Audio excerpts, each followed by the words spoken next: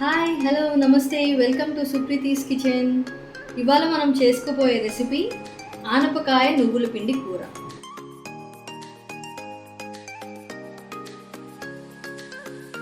ఈ రెసిపీకి కావాల్సిన పదార్థాలు: ఒక కప్పు ఆనపకాయ ముక్కలండి.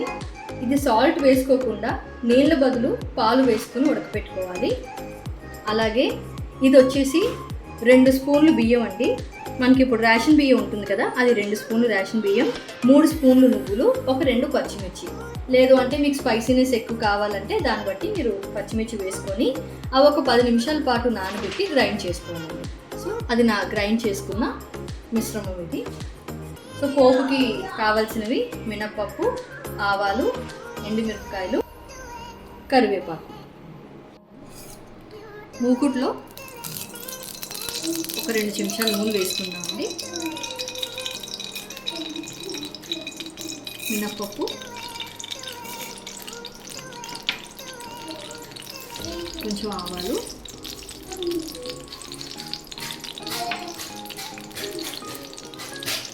ఒక 2 ఎండుమిరపకాయలు, అలాగే కరివేపాకు.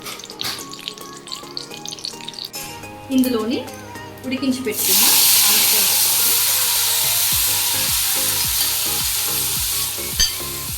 అలాగే మనం రుబ్బి ఉంచుకున్నాం కదండి, ఆ మిశ్రమాన్ని కూడా వేసేద్దాం.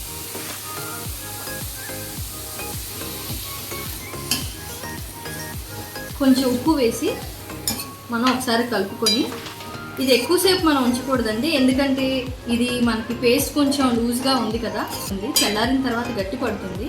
అందుకు కొంచెం ఇలా జ్యూసీగా ఉన్నప్పుడే మనం స్టవ్ ఆఫ్ చేసుకోవాలి.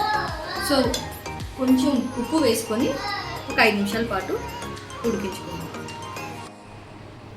ఇప్పుడు తగినంత ఉప్పు వేసి మనం అలా కలుపుకుందామండి. కొంచెం దగ్గర పడగానే ఆపుకోవాలి, ఎందుకంటే పేస్ట్ కొంచెం సేపు అయిన తర్వాత గట్టి పడుతుంది. ఇది వేడివేడిగా స్నాక్లా కూడా తింటే బాగుంటుందండి. ఇదిగోండి, మనం కలుపుకున్న తర్వాత ఇలా కొంచెం కూర దగ్గర పడింది కదా, ఆ పేస్ట్ వేసుకున్న తర్వాత ఇప్పుడు మనం సర్వింగ్ బౌల్లోకి తీసుకుందాం.